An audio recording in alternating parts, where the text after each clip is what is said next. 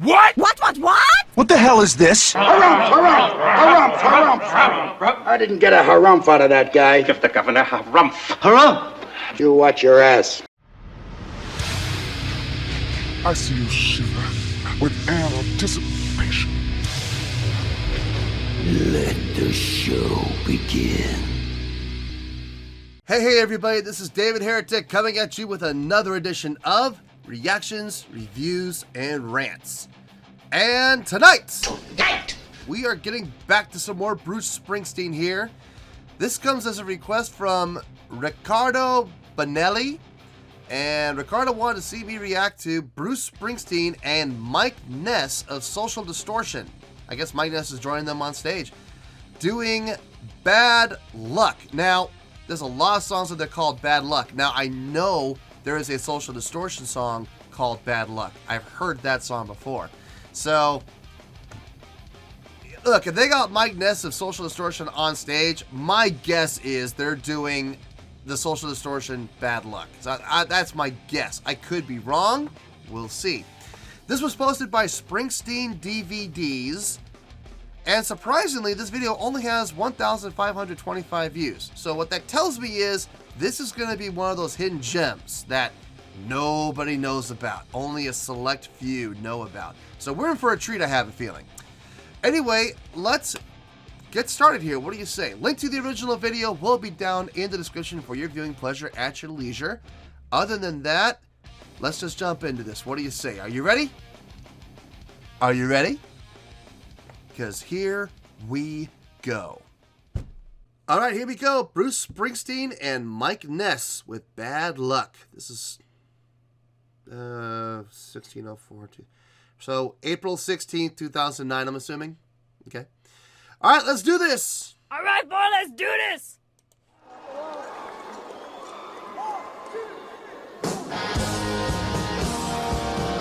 Yep.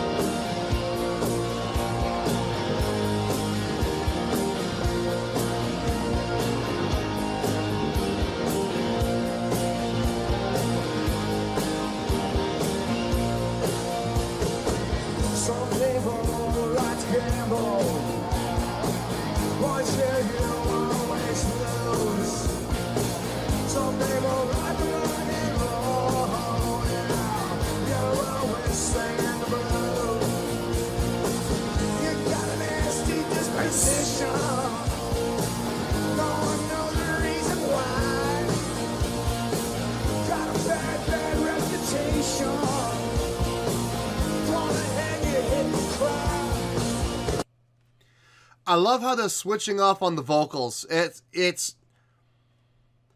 adds another layer. It just adds another layer on the vocal end.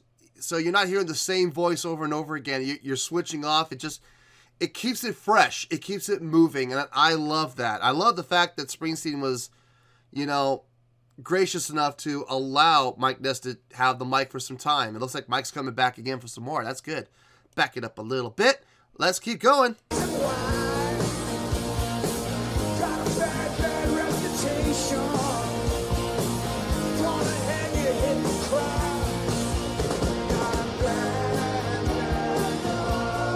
Get a little closer there, Bruce.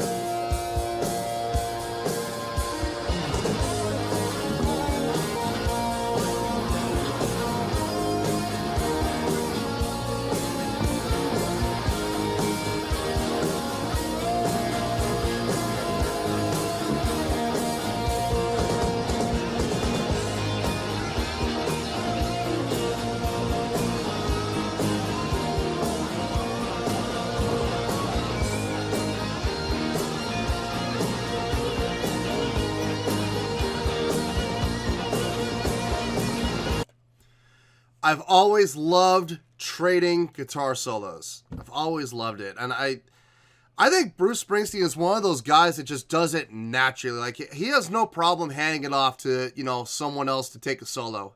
And I know, look, I get it.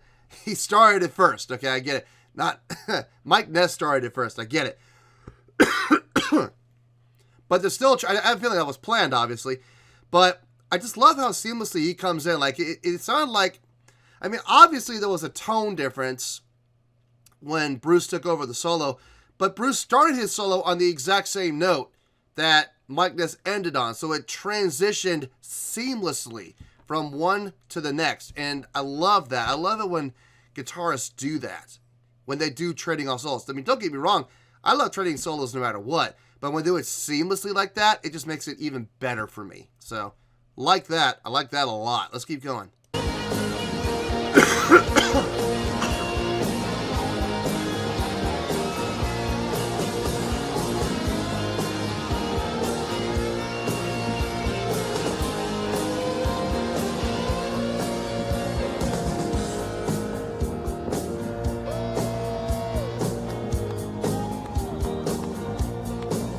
Yep.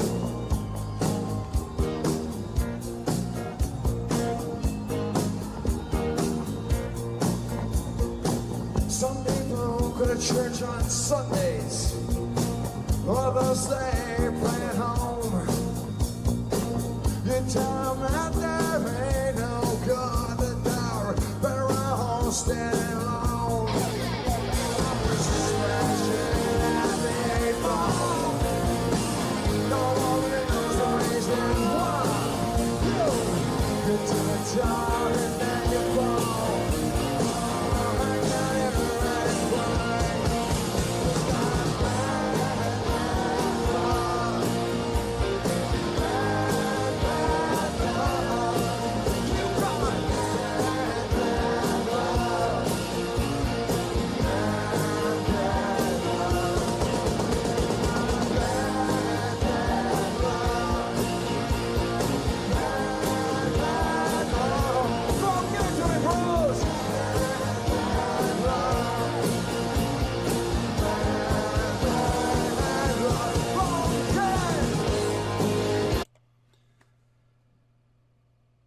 I'm digging this. I'm sorry, but I'm digging this.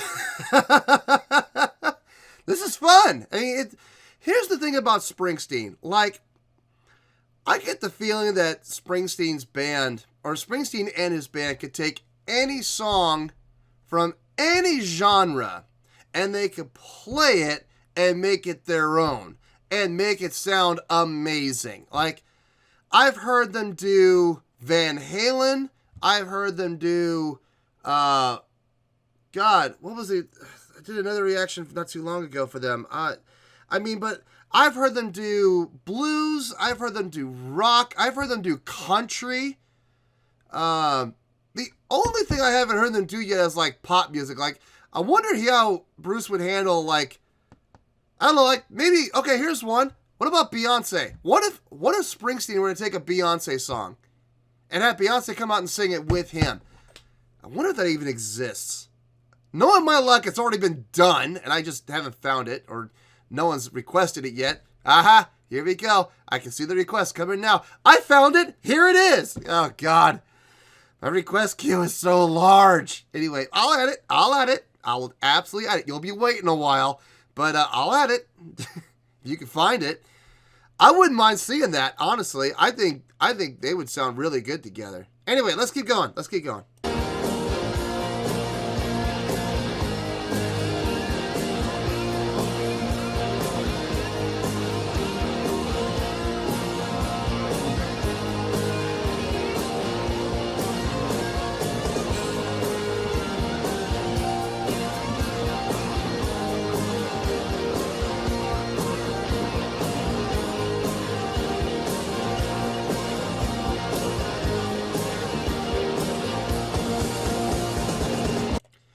That right there is a great example of classic rock /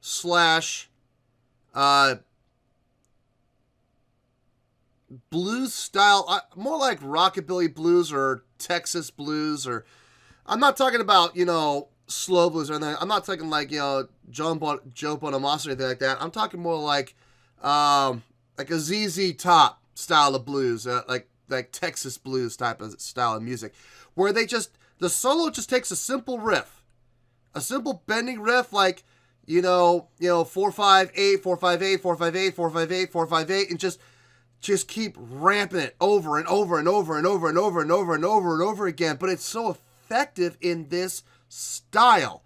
Like, if you were to do that, like, for example, if you were to do that like in a hard rock setting, or if you were to do that like in a metal setting, or heaven forbid, the biggest faux pas of all, if you were to ever do that in a prog rock setting, oh man, you would get slammed. You would get absolutely slammed.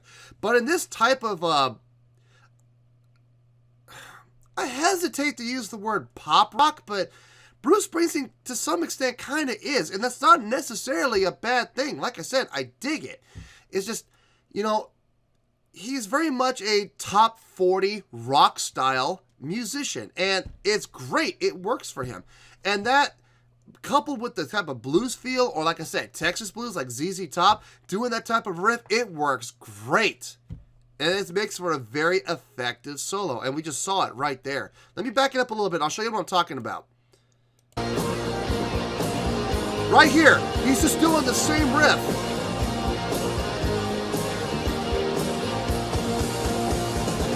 He's just doing the same riff over and over and over again, but it works. It fits this style. It's really good. Really good. Very tasteful. I'd rather hear, in a song like this, I would rather hear that type of a style of solo than, hammering or tapping. I'd much rather hear that than this in this style of song. So, great job.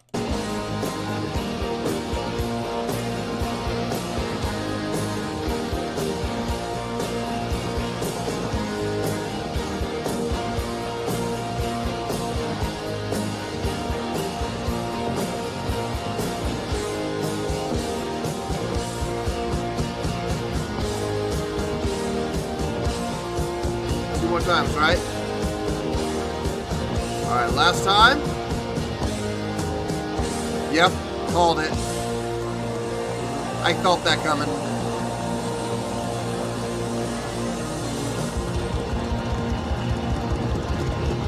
Mike Ness!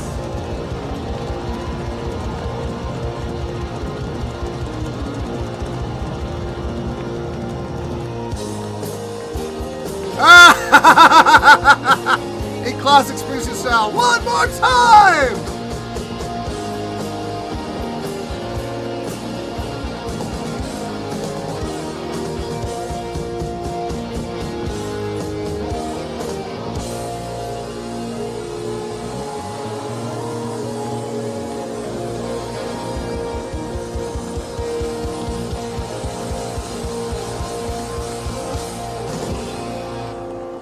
Nice.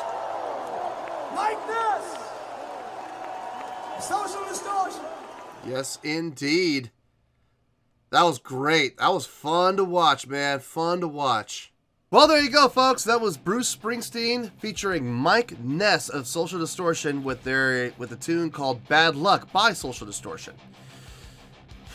On a scale of 1 to 10, I'm going to give that... Tick tock, tick tock, tick tock. Yeah, I'm going to give that an 8.3.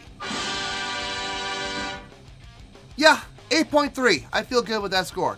Let me tell you why. Why?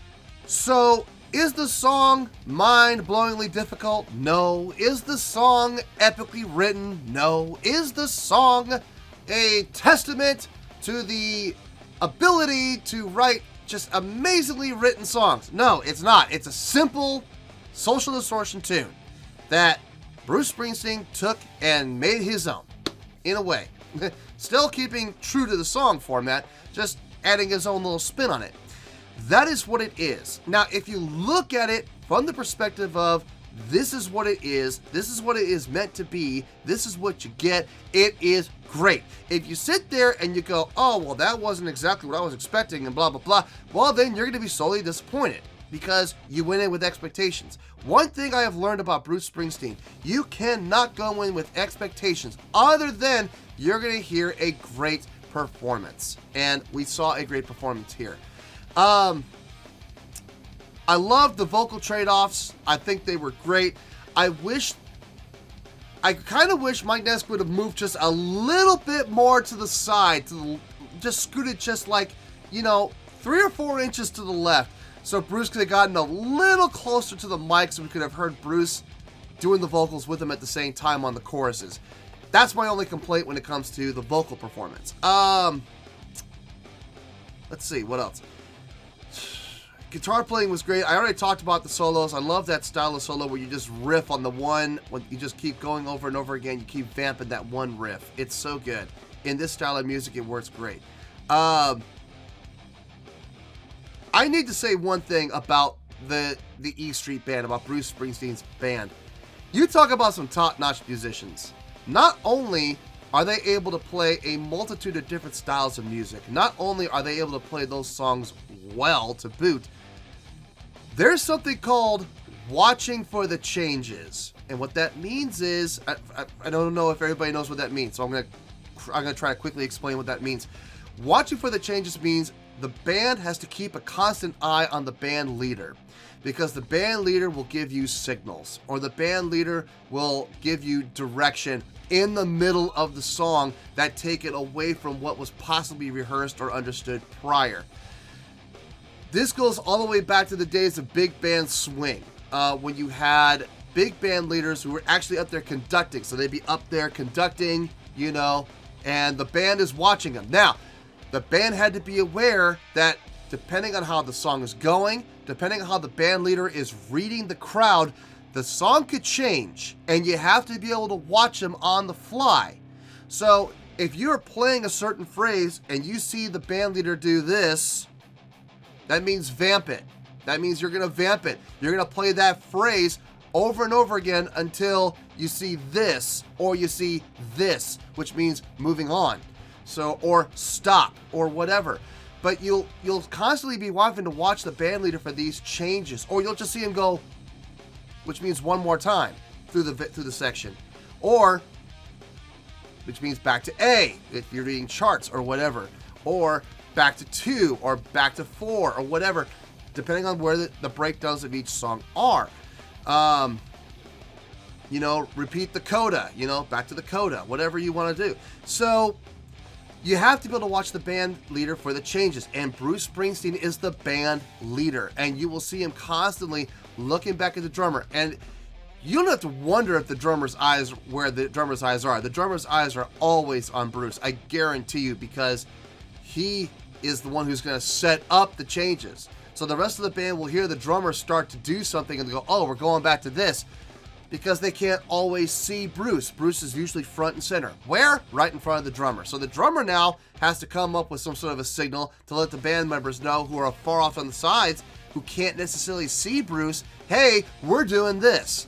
So when I talk about you have to have top-notch musicians in the E Street Band, I'm not kidding, because not only do they have to be able to play their instrument well, not only do they have to know the songs, not only do they have to be able to play the songs well, but they have to be able to be ready to change on the fly and watch the band leader. So I can't give enough credit to the band. I really can't. It's a phenomenal band. They always have had phenomenal musicians.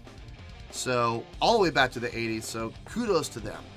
So yeah, overall, great performance. It's exactly what it was set out to be, and they did a top-notch job of doing it. So, 8.3, final score, I have spoken. Well, that's going to do it for this edition of Reactions, Reviews, and Rants. Hopefully you all enjoyed the show. Hopefully I was able to entertain you. If I was able to put a smile on your face and brighten your day, then I did my job, and I'm so glad I could do it.